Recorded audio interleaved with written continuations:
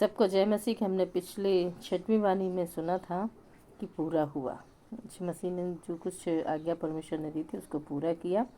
अभी हम देखते हैं कि आखिरी वाणी जो यीशु मसीह ने क्रूस पे से कही वो है लूका रचित सुसमाचार 23:46 में पाया जाता है, हे पिता मैं अपनी आत्मा तेरे हाथों में सौंपता हूँ। तो हम देखते हैं कि ये दोपहर के लगभग तीसरे पहर था जब अंधियारा छाया हुआ और सूर्य का उजाला जाता रहा और मंदिर का पर्दा फट गया। और हम उस मंदिर का जो पर्दा था 60 फुट लंबा और 30 फुट चौड़ा था, वो ऊपर से नीचे तक बीचों बीच से फट गया। तब यीशु ने बड़े शब्द से पुकार कर कहा, हे पिता मैं अपनी आत्मा तेरे हाथों में सौंपता हूँ। हम देखते हैं परमेश्वर के वचन में इन जीवित वचनों से कितना प्यार है। वह ये हमारे जीवन को भी जो है सपोर्ट करता है कि हमें भी परमेश्वर के वचन से प्रेम करना चाहिए, क्योंकि यीशु मसीह ने हमें यही सिखाया है, क्योंकि यीशु मसीह स्वयं प्रेम है। और इस वचन में हम दो बातें पाते हैं जिनके बारे में आज हम सुनेंगे।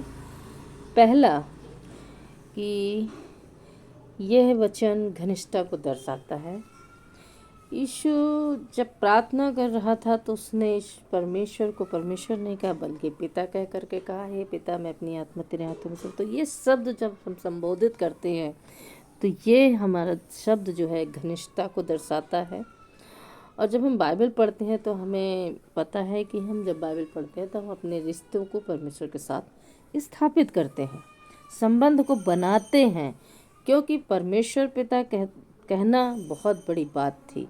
पुराने नियम में लोग तो परमेश्वर के समीप जा नहीं सकते थे, लेकिन जब यीशु मसीह आया उसके द्वारा हमें यह सौभाग्य प्राप्त हुआ कि हम कभी भी कहीं भी किसी भी समय परमेश्वर के समीप जा सकते हैं, क्योंकि वो हमारा पिता है। दूसरी बात है ये वचन समर्पण को दर्शाता है, क्योंकि हमारे जीवन में जब हम यीशु को नहीं जानते हैं तो हमारे जीवन में क्या है, निराशाएं होती हैं, त्यागा हुआ समझ में आता है, लोगों से अच्छे संबंध नहीं होते। लेकिन जब हम यीशु मसीह को जानने लगते हैं तो हमारे जीवन में अच्छे संबंध लोगों के साथ बन जाते हैं और हमारा जो निराश में जीवन होता है वो उसमें एक आशा होती है कि हमें अनंत जीवन में प्रवेश करना है। और हमें आशा है कि यीशु मसीह ने हमारे पापों के लिए अपने आप को बलिदान दे दिया है। उसका त्याग हमारे लिए परमेश्वर के साथ संबंध बनाने के लिए बहुत ही महत्वपूर्ण है। और हम ये जानते हैं कि परमेश्वर यीशु के ही द्वारा हम परमेश्वर से नज़दीक जा सकते हैं।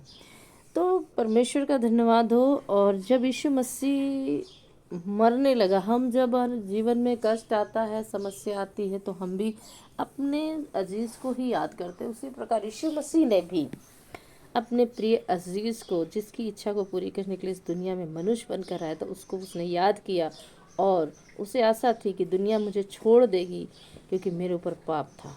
जब पाप लोगों पर लदा होता है तो हम लोगों को छोड़ देते हैं, त्याग देते हैं, उसकी तरफ पलटना नहीं चाहते। लेकिन वो यीशु मसीह को विश्वास था कि मेरा पिता जिसने मुझे इस दुनिया में भेजा है वो मुझे कभी त्यागेगा नहीं, छोड़ेगा नहीं, बल्कि वो निरंतर मेरे साथ रहेगा। इसीलिए उसे विश्वास था कि वो उसके साथ खड़ा है। और मरने से पहले वो चाहता था कि वो निश्चिंत है कि जीवन को अपने हाथों में रखना मनुष्यों के बस की बात नहीं है। वो जानता था कि मेरा जीवन अपने हाथों में रखना मेरे बस की बात नहीं है। इसीलिए उसने अपने हाथों को परमेश्वर के हाथ में दिया, अपने जीवन को परमेश्वर के हाथ में दिया, अपनी आत्मा को परमेश्वर के हाथ में दिया और अपनी सुरक्षा को जाना।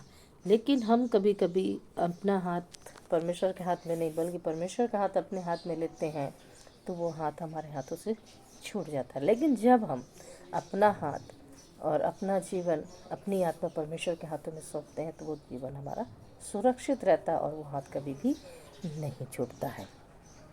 तो परमेश्वर को धन्यवाद और उसकी महिमा हो कि परमेश्वर ने यीशु मसीह के आने से हमारा जो है जीवन का समर्पणपन भी दिखाई देता है। जैसे यीशु ने अपने जीवन को पूरी तरीके से दुख उठाते हुए, विश्वास में बने रहने, आज्ञाकारिता होते हुए अपने जीवन को परमेश्वर के हाथों में सौंपा और समर्पण किया, उसी प्रकार हमें भी यीशु मसीह को अपना जीवन समर्पित करना चाहिए।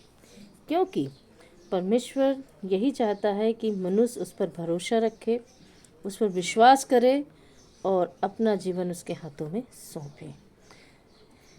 जैसे कि जो छोटा बालक होता है तो उसे पता नहीं होता कि परमेश्वर तो वही था क्रूस पर जो यीशु मसीह था, लेकिन यीशु मसीह बालक से जवानी तक में भी परमेश्वर की आज्ञाकारिता में और उस पे समर्पण में बना रहा। अंत में आपके सामने मैं परमेश्वर को धन्यवाद करूंगी। प्रभु आपको सबको आशीष